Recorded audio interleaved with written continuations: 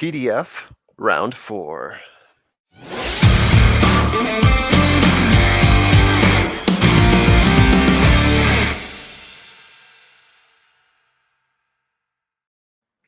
Hey, can we get the hair and makeup here? I got to fix. Oh, okay. Sorry. Hey, This we're is on. Trust the Profits. Trust the Profits.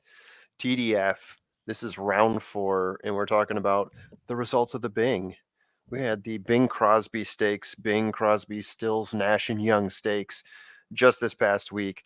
Dr. Chevelle, who some of us thought was Dr. Chivel, some of us thought was Dr. Scheibel. Dr. Scheibel. We had a lot of different interpretations, but it was Dr. Chevelle winning, as well as 8 Rings coming in second place, the favorite CZ Rocket coming in third.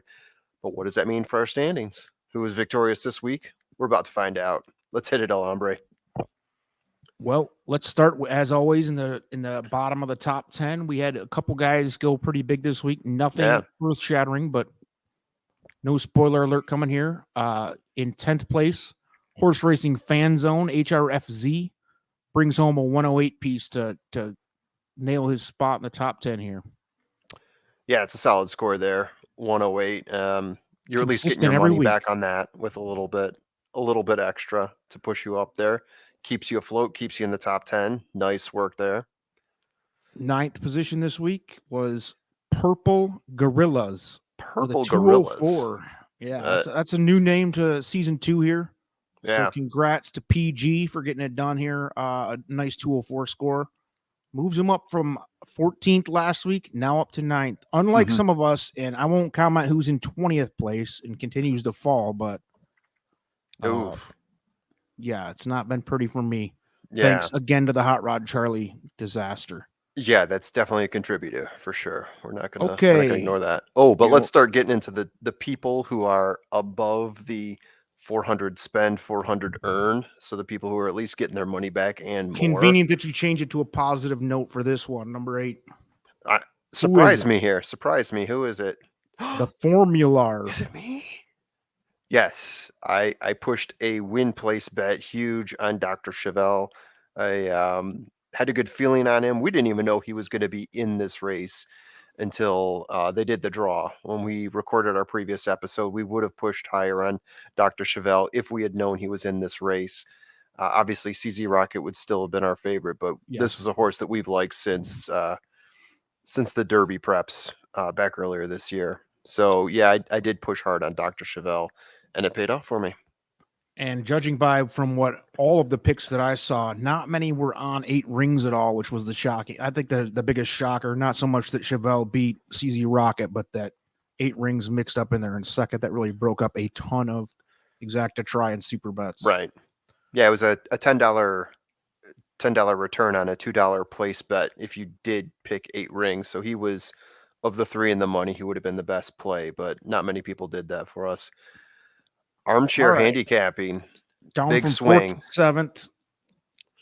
Got $1.60 back on some change back from his superfecta bet. So not really a success. He did manage to get more than anybody who had the zeros, I suppose. So not a great week for Armchair, but another small step forward for Mankind. It gets him to 418.90 for the season. He hasn't punched a 0 yet in any of these rounds, so that's worth commending. Well done there, Armchair. Number 6, Elvin Cigarette. They call him A-Sig. They call him A-Sig back in New Hampshire where the kid is. Well, he's a close-knit friend of the family here. So he calls in his picks via a payphone, different payphone each week. School. He's a little old school. Yeah. He's a handicapping guru, though, so he hits a 140.40 piece here. Gets himself actually down from 5th to 6th, but he still solidifies himself as firmly in the top 10 here. A-Sig treading water almost at the 500 mark, which is where we're going to start pushing for this next crew here. Number 5, pushing way up and into the top 5. Yeah. Late night capper, rather. Late night capper, yeah. I'm guessing based on that 340, he probably did a all-in play on Dr. Chevelle. He shipped the whole $100 on Dr. Chevelle to win. That's correct, and that moved him from 13th to 5th. Solid play there. Ballsy. Well done. Late night capper. Welcome to the game. Fourth place, Penny Pete. Penny Pete's another one. He's been consistent. He's only had one sideways race in round 3. Round Yeah. 4, he comes back small with $36, but he manages to get up to 534.50. Yeah. He got some of the money back. He got some of the 36 back. So again, treading water. He's still in the top 5, dropped a little bit, but still in a very good position is Penny Pete. Solid work there, Pete. Moving up to the top 3, Clark D, 32. So it's like another. Hit that same $100 Dr. Chevelle to win. So nice work to Dennis. He's been a part of this contest since season 1. It's had 2 big rounds. Illustrious 2 seasons here. Exactly. Yeah, he's got 2 big rounds exactly. Top 2.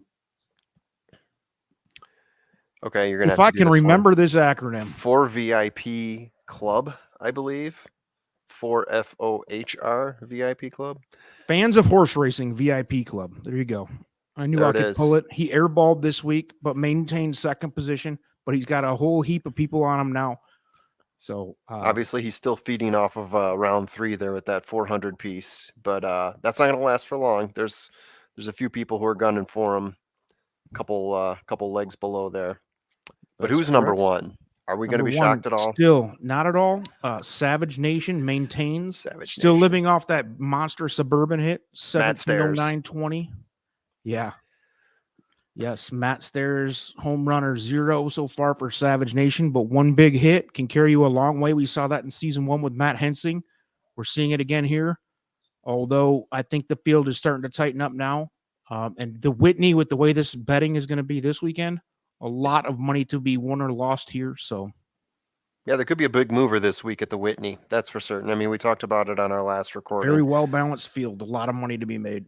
I mean, there's 7 horses, but we made 6 of them potential favorites or potential winners there. We wouldn't be shocked if any one of those 6 would win. Informative is the only one where I think my eyeballs would dilate if that horse was in first place by the end of it.